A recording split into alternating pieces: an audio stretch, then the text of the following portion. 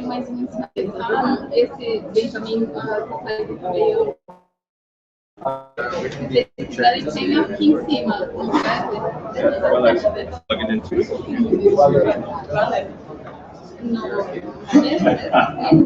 Não, mas é bem pequenininho.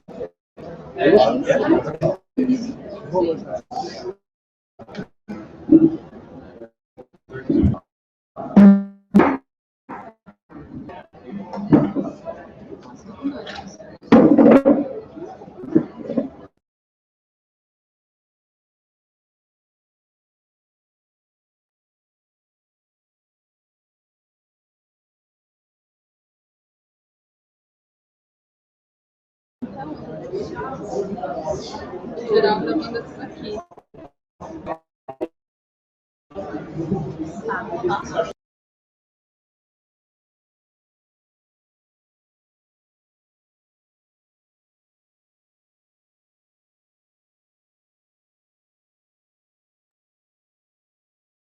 Já pegou frente, a palestra vai ser com o Mike.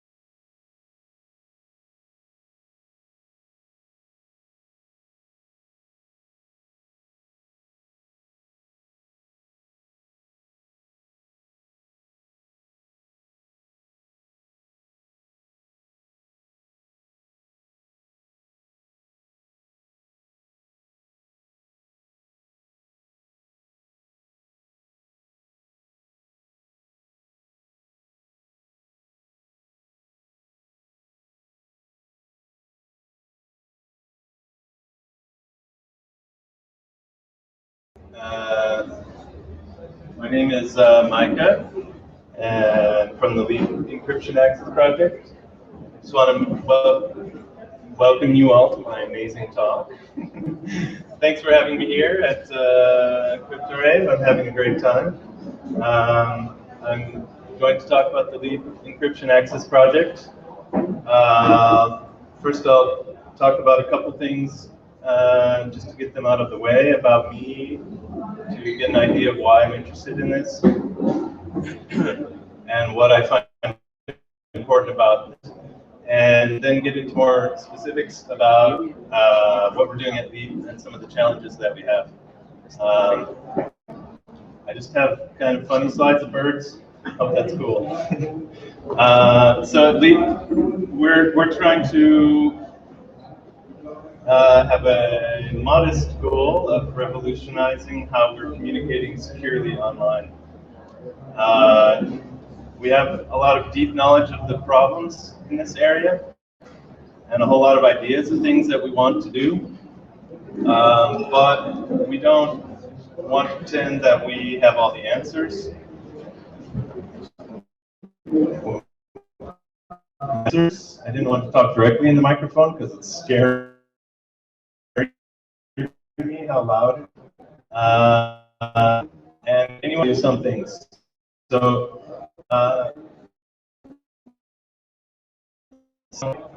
broad claims around secure communications systems that have been appearing out of nowhere, and sometimes it feels like every week there's a new one. And people involved in Lead have been built even before Snowden. Defining surveillance, corporate government surveillance for isn't really a flashy tech company trying to capitalize on the security. We have a strong commitment to free software, and our goals are more political rather than commercial. So a little bit about me. I'm coming from the Rise Up project that founder in 1999. I'll talk more about that later today if you want to come to another presentation of mine. Well, it's not a presentation, it's more a discussion. Rise Up is a nonprofit autonomous server project. Email and mailing lists and chat and server hosting and VPN and other useful communication tools for people and groups engaged in social justice activism around the world. So we provide these services for people who would otherwise use a large corporate provider, and it turns out like corporate goals don't always map on top of what activists want. So, for example, at Rise Up we care a lot about strict privacy guidelines and corporate charts. Mapping as a business model, it doesn't really match what we want in a healthy society. And we actually care about free software, unlike a lot of corporations who pretend that they do. So we started out by putting a server in someone's basement and started giving out to our friends and allies email accounts, and this kind of scaled up as things went along. We learned a lot of things along this process. We have a lot of experience trying to keep servers running while coming under the door, and millions of people are trying to look at the website to see what's going on. So we've done a lot of work on making servers seizure resistant and learning about how to do that over time. Especially as we've had a lot of attempts for various legal or non-legal or extra-legal repressions. We've learned how to fight these things in various ways and evolve our technical architecture as we go along. Slides don't quite work on the screen.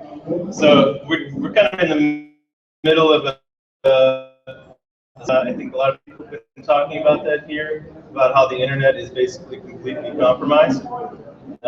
Mass surveillance has destroyed our rights, and when our rights are destroyed, are also destroyed.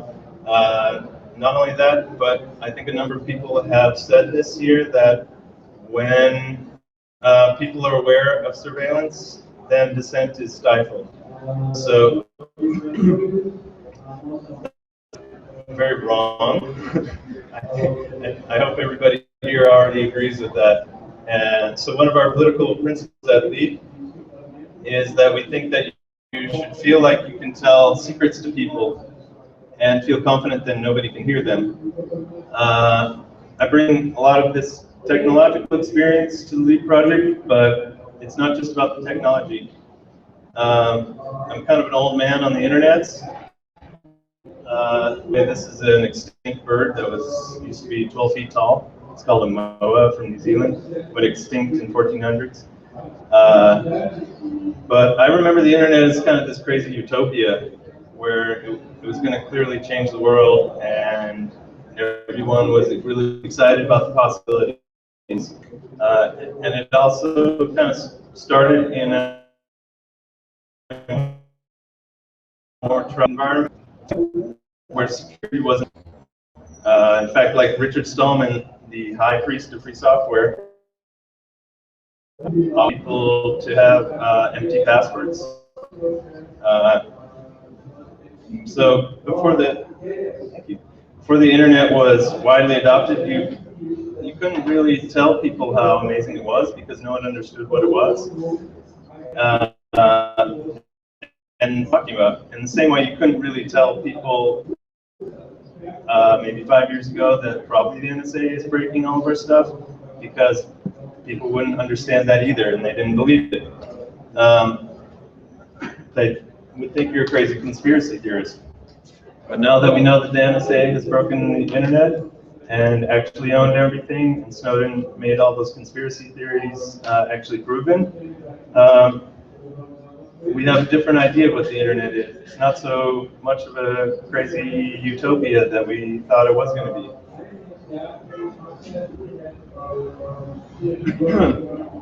So, a little quote from Michael Hayden, the former director of the NSA. It says, "Smithers released the hounds." It's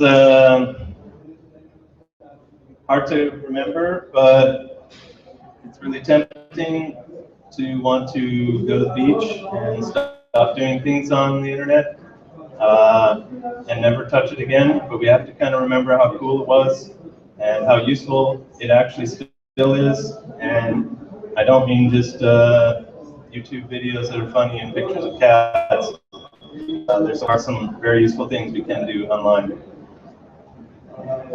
So like I was saying, free speech is a right that we have, and the right to whisper online seems to me also fundamental right to freedom and participate online in a digitally mediated way,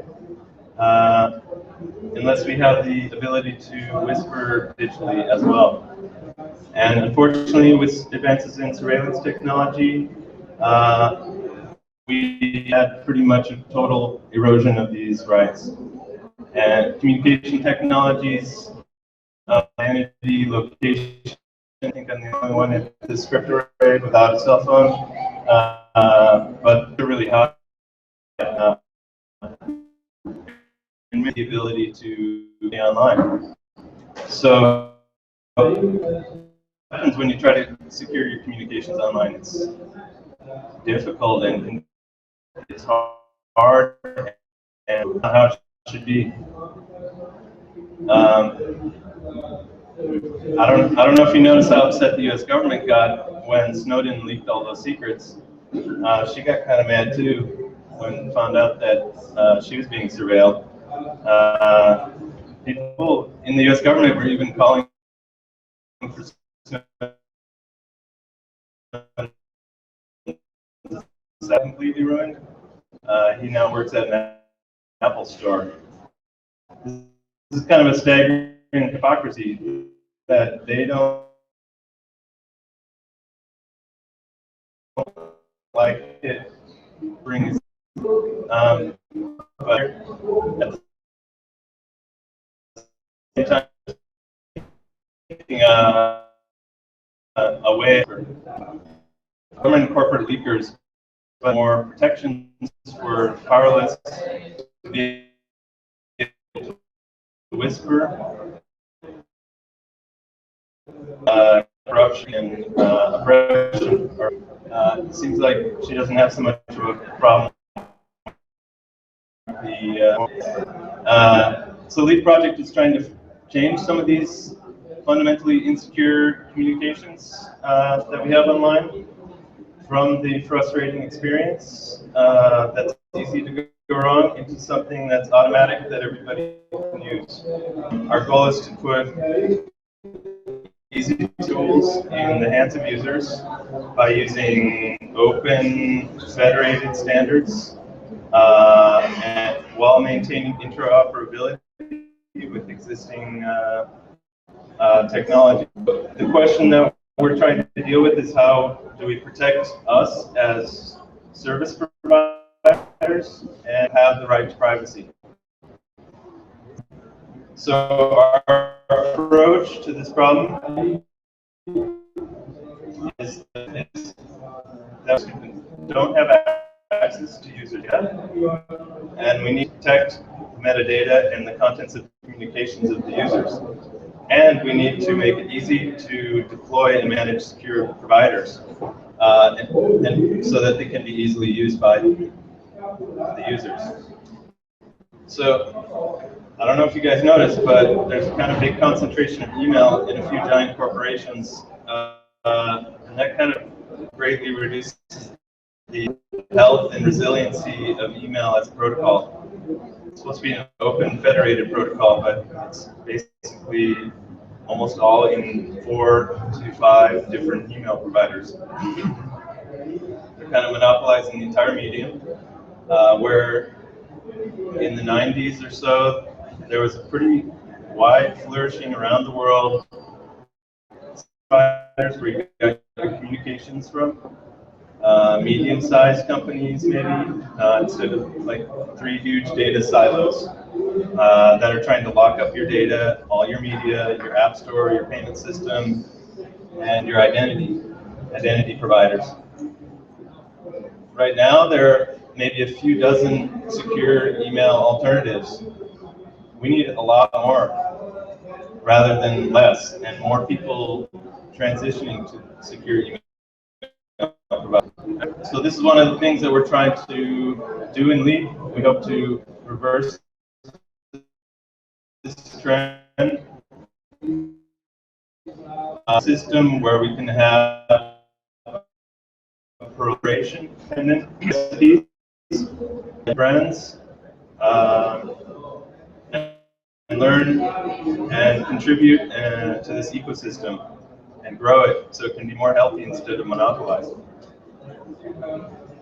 The LEAP team is kind of international. We have people working together online, but we don't pretend to understand the specific demands and the needs of different contexts, linguistic and regional contexts. I think local service providers are able to have much deeper knowledge of local needs.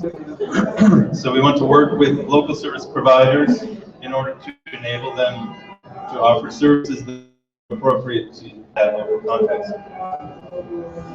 So what's the strategy? How do we want to deal with this?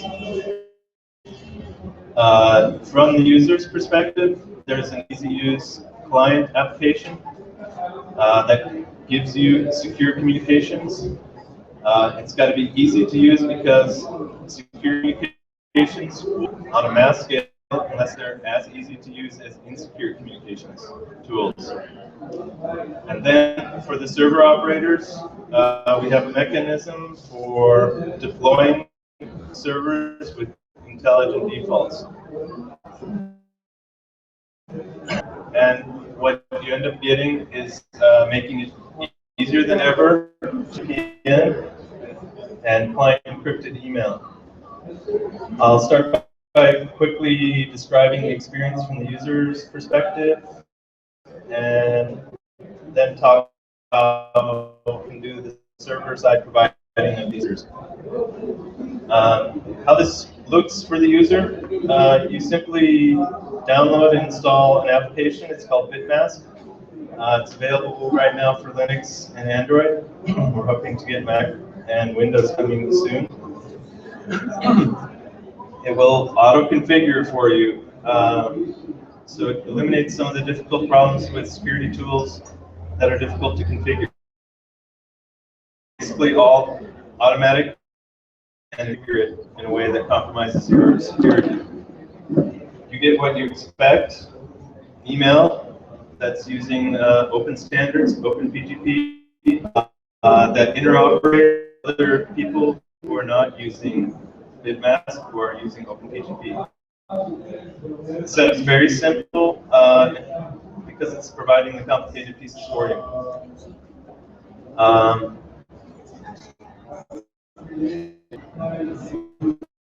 There are a lot of really great your tool, how to use this, and much better. But it's hard. And what we're trying to do is so that hiding these things, but just automating a lot of the things that otherwise you have to do manually. Kind of hidden here a little bit, but this is what it looks like. So when it's running, you have an email account and a VPN, and it's just running. It's not just a regular email, it's client encrypted email, so that means the email is encrypted locally and then synchronized to the server to your other, and encryption is going to take place for the local proxies. So when this is running, you can use your own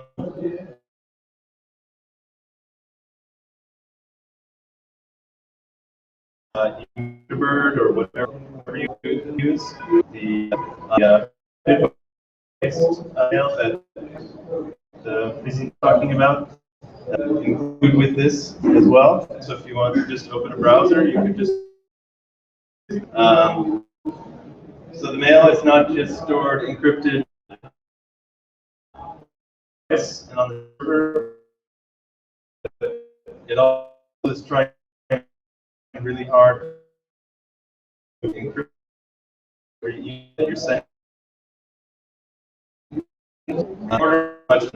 Sending those you need to register and log in with the service provider. We designed the DIREITO services, a configuration that builds the system necessary to provide these leap services.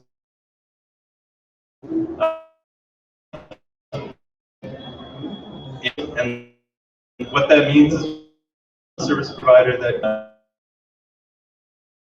trusted the aspects that are necessary for this secure email approach.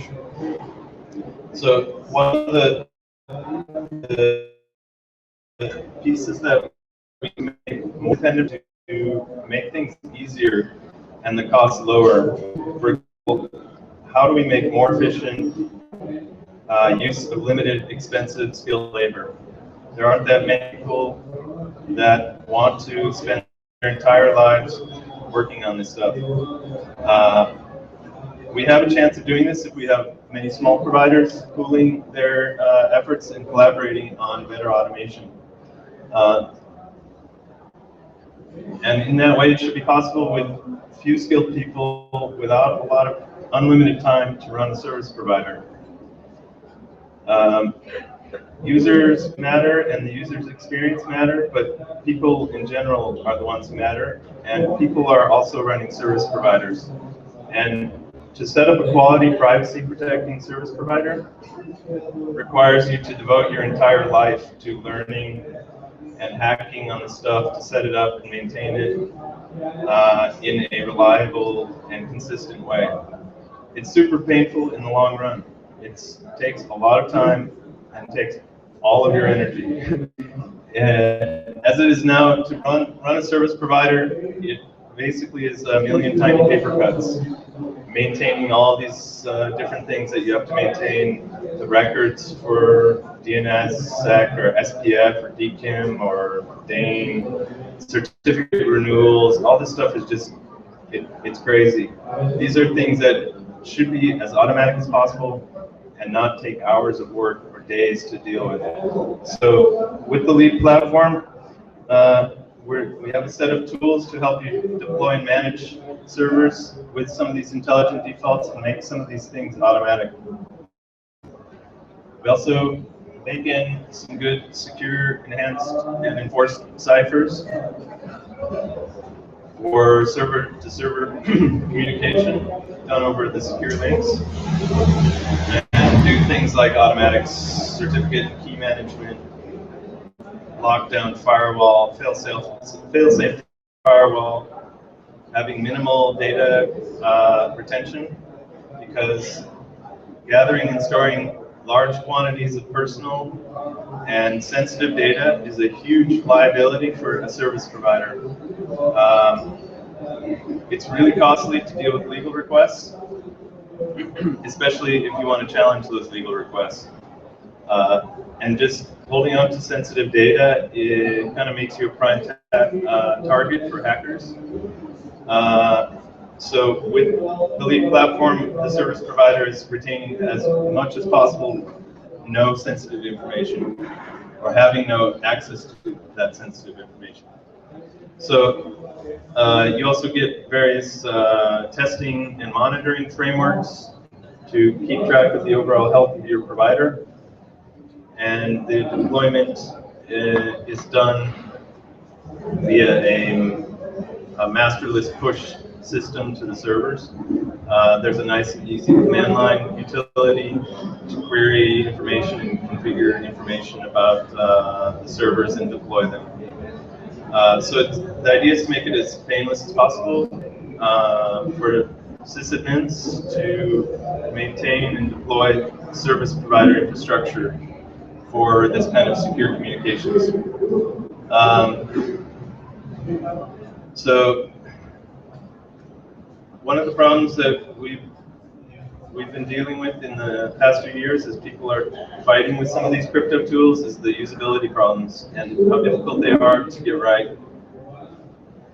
And a lot of people think we can just take all these crypto tools that exist that are really secure, written by smart people, but they just have a really bad sense of user interface design, and we just slap a new user interface on it and make it easier to use. And that's going to solve all of our problems. But in fact, this isn't actually that easy in a lot of cases. It's not quite sufficient. In some cases it is. This is a horribly small picture of our Android VPN client. In this case, if you want an encrypted tunnel on your phone, you just use this application and press a button, and you get it. This is a case where you can make really easy user interface changes. VPN is pretty simple in this way. It lends itself to a much simpler UI experience for the user. But for things like user-to-user communication, like email or chat, there are a lot of really difficult things that can't just be painted over with a nice user interface.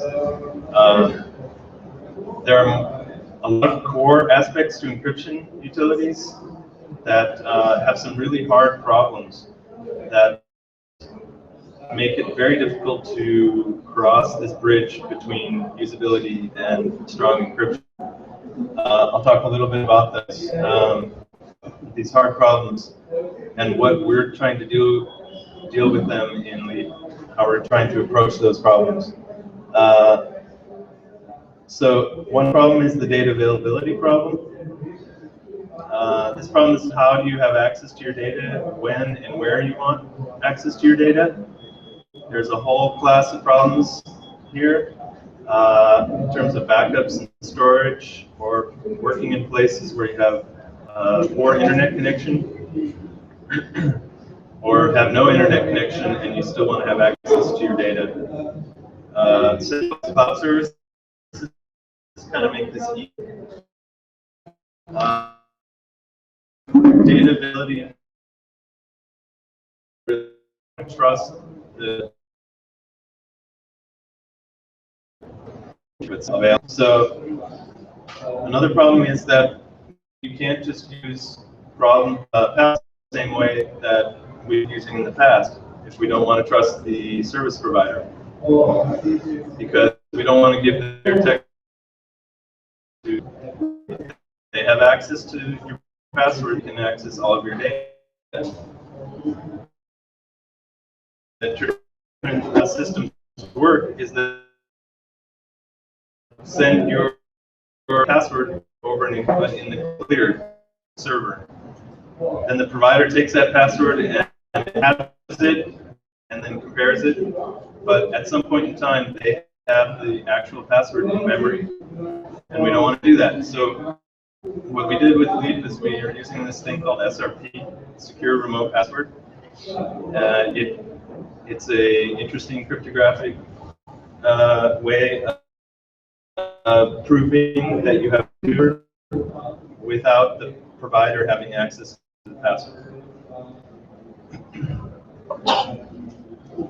The other problem in not trusting the provider, still having data available,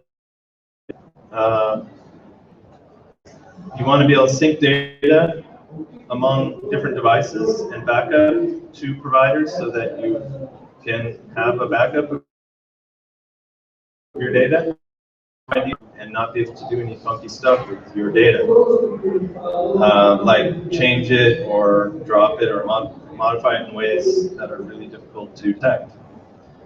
So it's really tricky to come up with a solution to this.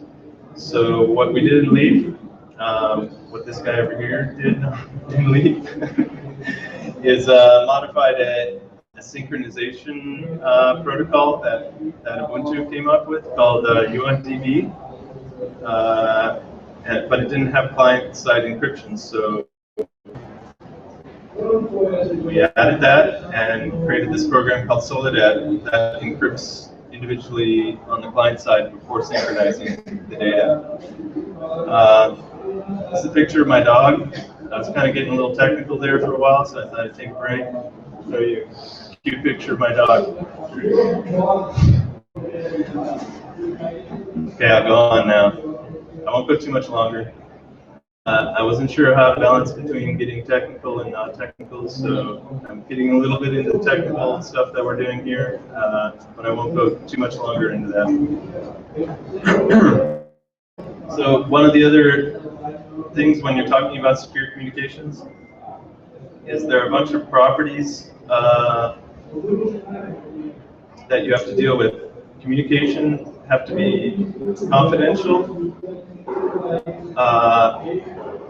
Like, do we know that the whole thing got through without parts of the communication being dropped? We have to maintain the integrity of that communication.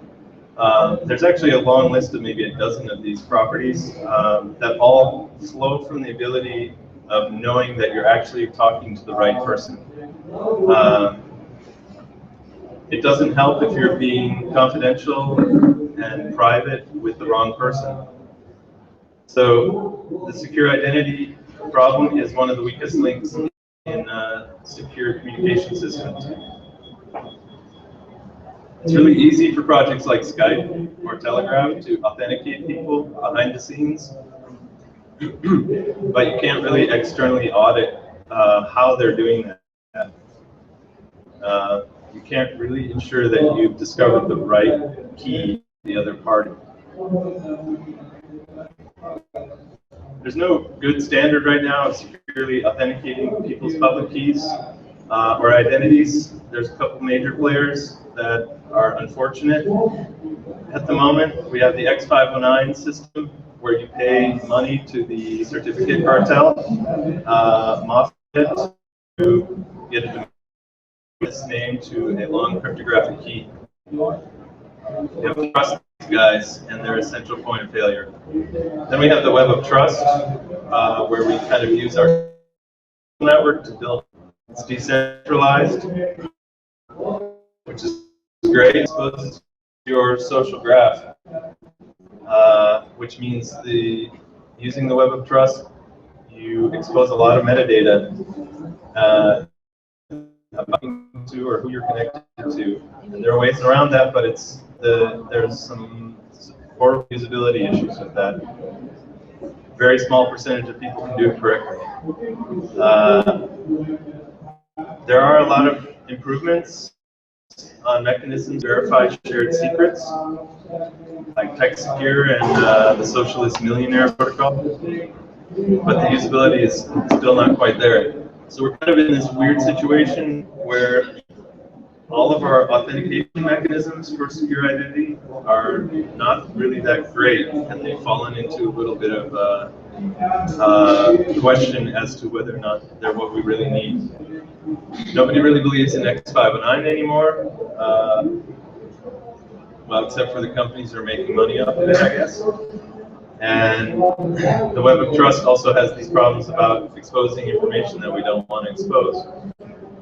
And if you can't have secure communications without secure authentication, then what do we do? So, research in this area, there are a lot of things, and things are not really settled.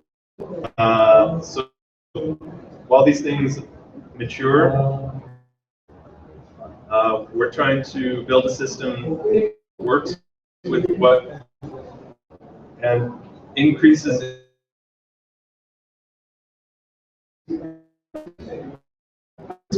compatible. So we start with a secure property, and then we try to get more secure property more and more harder, getting it more and more secure, but sometimes harder and harder.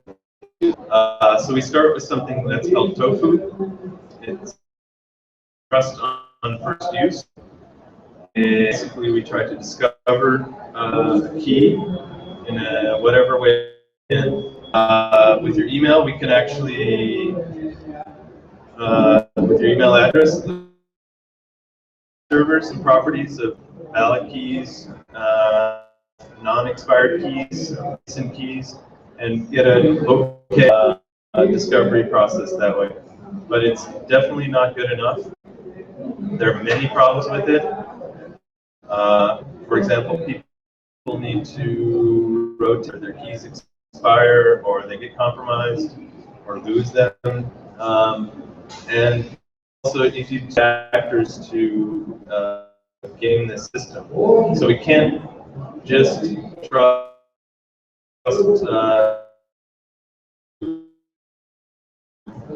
We have to do security.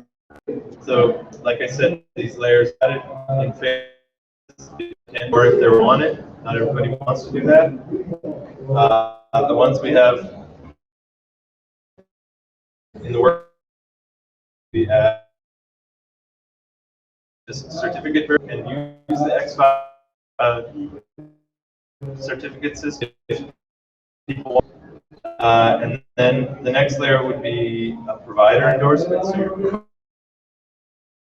provider, for example, say yes, this person is a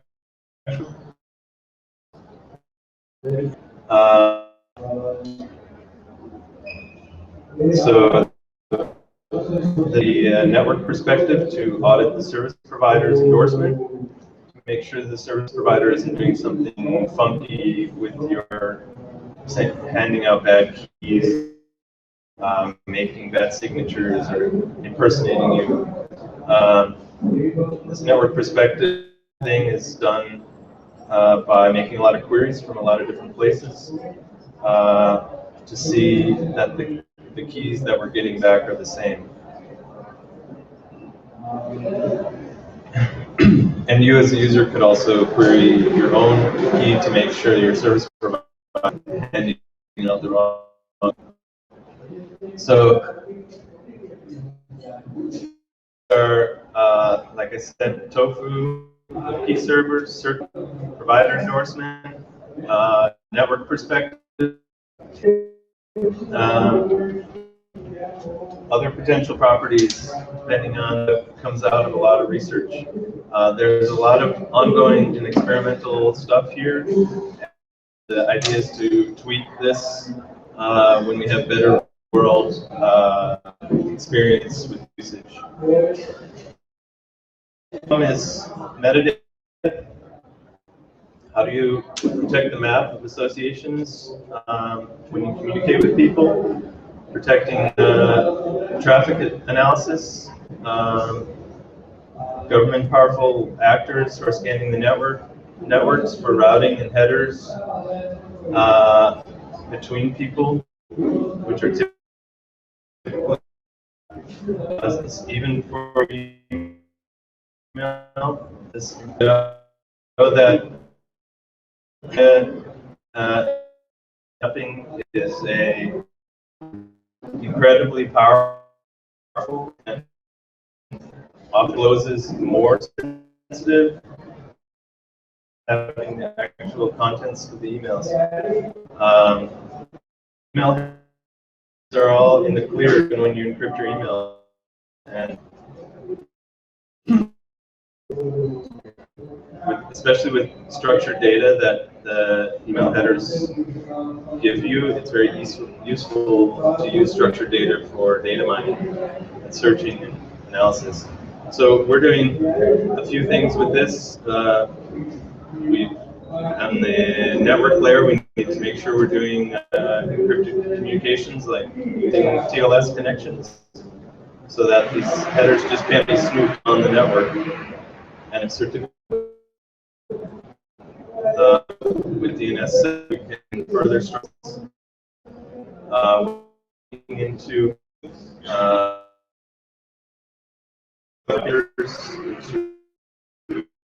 and then replace them with fake ones on the other end. Something they call the memory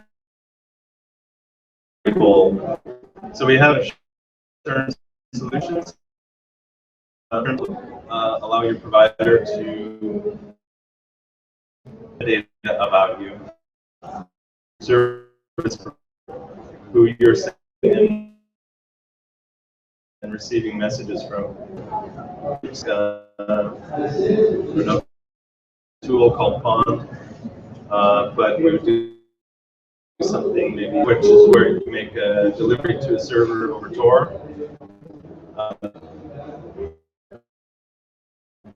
Because it's over an anonymized service for access to that metadata. So, like I said before, there are a lot of other projects that are doing this stuff. I'm not going to get into that because there's so many of them, and a lot of them are trying to solve the problem from a different angles.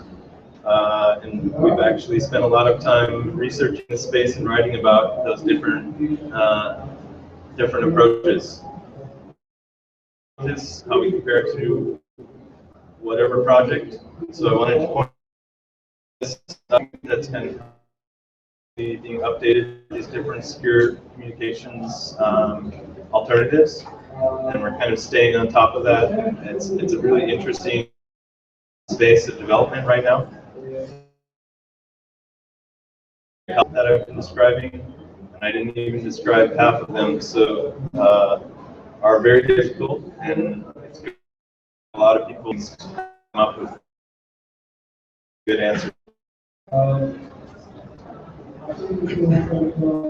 So just wrapping up, what we have and where we're going is web application and the Mac version coming soon. We're getting the mail stuff finished up now. Problems, approaches work, and we have the platform available and ready for people to start using and deploying and creating their own service providers. So the self-configuring encrypted internet proxy VPN that won't leave fail encrypted accidentally. And we have encrypted email that's more or less working, although they're still not quite ready for production use, I would say. We're working with ThoughtWorks, so presented earlier. We're hoping to work soon with the Rails Girl Summer of Code on some interesting projects this summer. We need help. We need Mac and Windows help, especially, and Python help if you are a Python person.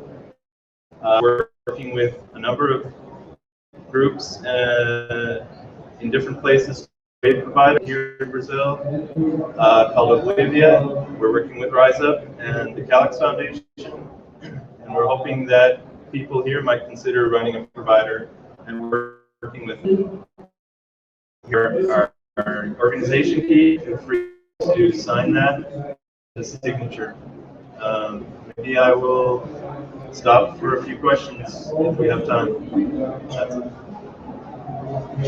Someone had a hand back there, actually.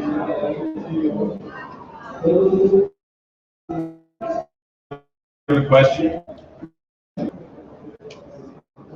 Okay. Is that you do? No? Anybody else? Except for data mining and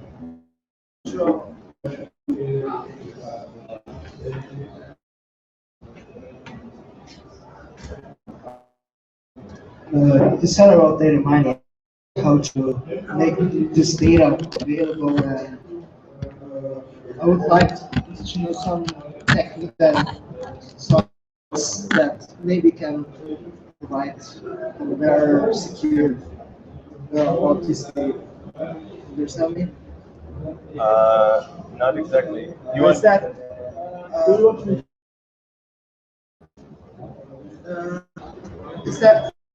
let's see. I'm doing a project that I will need to use data mining, and I will need to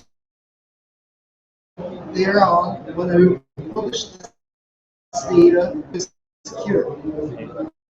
The data I'm working on.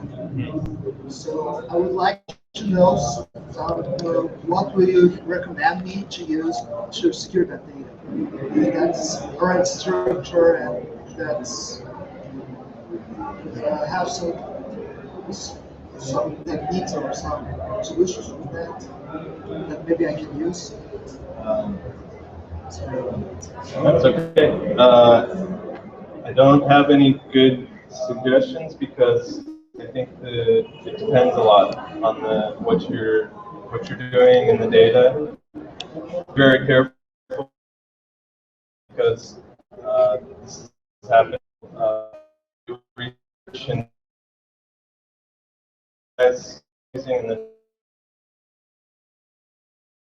and then figure out privation from that anonymized data.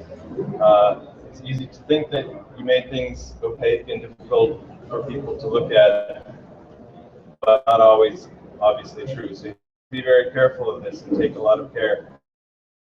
But I don't have a one solution.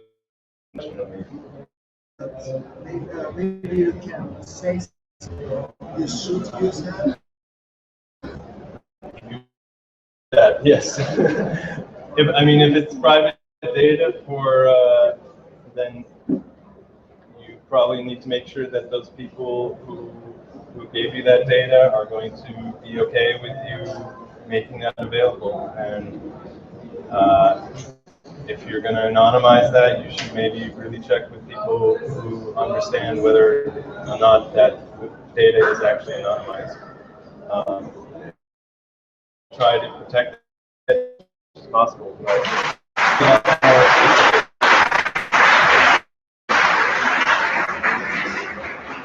Anybody else have questions? Otherwise, we'll finish up.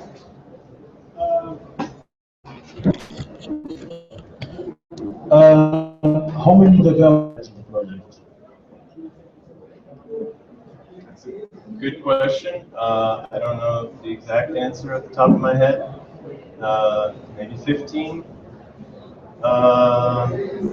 few more. It's an open source project, so we get contributions from people, and you want to. We did, for example, last summer we did a Google Code project, a couple of people, and yeah, I would say maybe 15 people are working on this right now. Anyone else? Yeah.